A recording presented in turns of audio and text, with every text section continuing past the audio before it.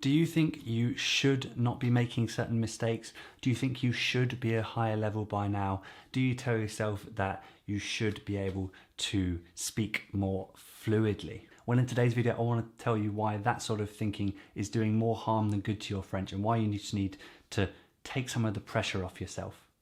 Salut tout le monde, welcome back to the channel. C'est très sympa de vous revoir. If you're new here, je m'appelle Alex and I am a French language coach helping English speakers become more confident French speakers. If you haven't done so already, do consider subscribing to the channel and clicking on that bell notification icon so you get notified each time I publish a new video. I actually had a script planned out for this video, guys, and I was recording this probably about 5 times. I just wasn't happy with it, how it was structured. So we're just going to go with something more natural, more off the cuff, and hopefully a bit more heart to heart, because I think this is stuff you really need to hear, and I want to push myself to actually put this video out there. Now guys, this is a topic that I think a lot of you need to hear about, because you give yourself a hard time. You think, I should not have made that mistake. I should be a higher level by now. I should be at least a B1. I should know how to say that word. I should understand that phrase. And I want you to understand that this doesn't help you. I think you need to slow down, relax, and appreciate the process of learning French. Because when you step back, quand tu prends le recul, and you see things outside of that stressful moment where you beat yourself up, you can see things more rationally. And that allows you to take the correct action. Now, I know this might sound overly serious, but I think those little moments where we beat ourselves up, where we jab ourselves a little bit for making a mistake, for example, they add up over time, and it doesn't even take that long, you know. So by understanding that French is a marathon and not a sprint, we're going to have to change how we do things. We're going to make tons of mistakes. We're going to get frustrated. By understanding and truly accepting that, we're able to become more successful and more confident French learners and speakers in the long run, and also in the immediate term, really. Because once we change those small moments where you castigate yourself, where you criticize yourself, changing those into positives as a way to motivate you can really benefit, because that positivity snowballs just as much as the negativity does. I want you to ask yourself the next time you think, oh, I shouldn't have made that mistake. Is that because you think that you've made that mistake several times before and that's reason enough not to make it again? Perhaps you should instead recognize that you've made that mistake several times because for whatever reason your brain doesn't want to hold on to the correct version of what you want to say. So therefore you need to take different action. So be it that someone else doesn't make the same mistake as you. They're not you, and you shouldn't be comparing yourself to them. Okay, I said shouldn't, but in my opinion, in my experience, you shouldn't be comparing yourselves to someone else. They're not you. So what you would need to do is take the time to really work on that specific problem. Do whatever you need to do. Write as many sentences as you need. Have as many conversations as you need to eradicate and isolate and eradicate that particular issue. What if you say that, oh, it's been 6 months I've been learning French and I should be a B1, for example?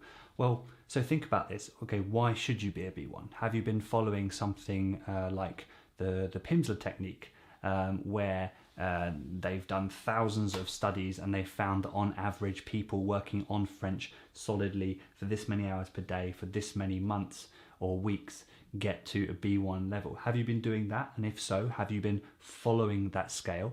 Cool. So if you're not at the B1 after that point, yeah, I think maybe you're justified. You think you should be there based on that scale. But a lot of the time that's not the case. We think, oh, I should be a B1 just because someone told me it takes about 6 months. Cool, but 6 months for one person, 6 months for another person can be very different. Now let me explain. You could be someone working on your French for 6 months but doing half an hour a day and not necessarily speaking that much. Or you can be someone who does their French 5 days a week, has the weekend off, but does 2 to 3 hours, varies it up and has plenty of conversation. Those 6 months for that person is probably going to see them be a much better French speaker than you, who haven't put the same amount of work in the same way. So you can't really compare like that. So therefore, if you say you should be a B1, really decide what it is you're basing that should on. What are you basing that expectation on? And this is really healthy, because you shouldn't. Sure, you might think, okay, this is going to make me change how I study. And that's good, that's a positive thing.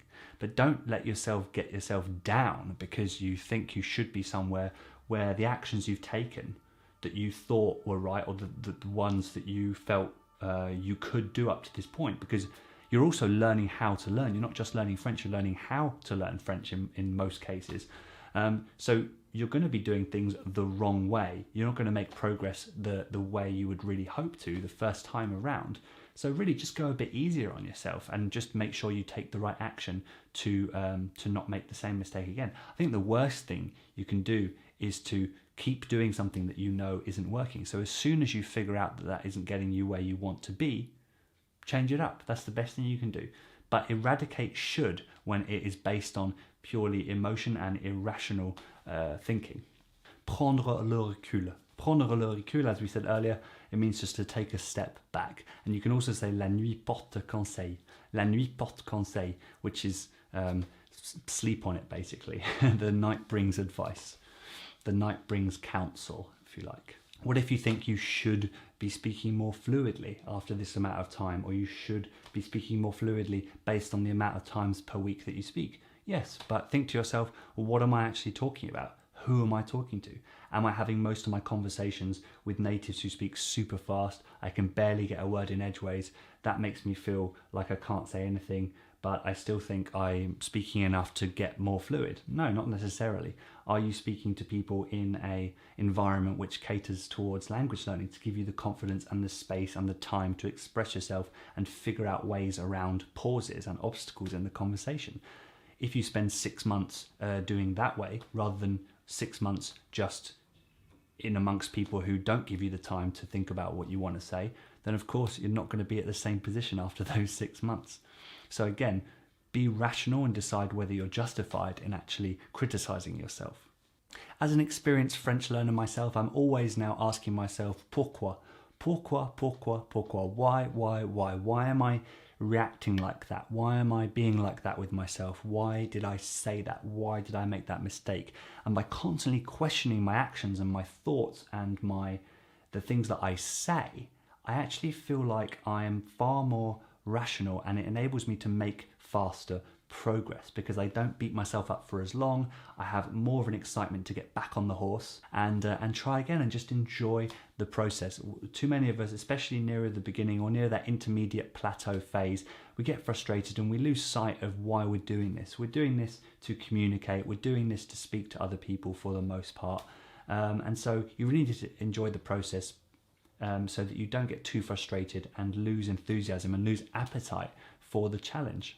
Now, this mindset side, this psychological side of the language learning process is something that is not talked about enough, and this is something I've had to go through and learn myself. And because I think this is such a powerful, integral factor in becoming a confident French learner, but also French speaker overall, because if you have the right process, that grows your confidence when you're actually speaking in both the immediate term and the long term. Because I think this is so powerful, I coach this to all of my students.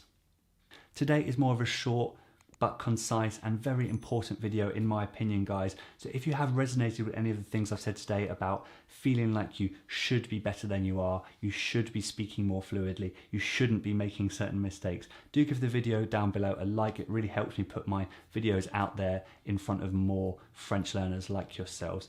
And if you feel like you could benefit from some one-on-one French coaching with me, I do invite you to click on the link down in the description so we can hop on a call together and discuss your exact personal situation with the French language.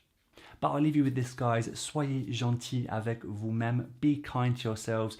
Really think rationally about why you think that you shouldn't have made that mistake, or you should be here, or you should be there with your French. Don't beat yourself up, and the progress will come faster than you think.